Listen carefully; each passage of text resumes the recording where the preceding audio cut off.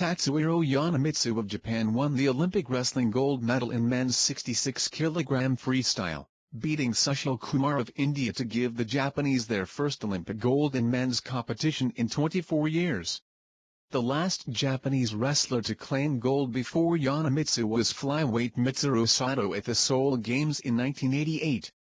Yonemitsu, the runner-up at the World Championships in 2011, beat Kumar 1-0-3-1 in the first gold medal match featuring an Indian wrestler. The win was Japan's fourth gold of the London Games. 3 Japanese women won gold medals earlier this week. Copyright 2012 The Associated Press.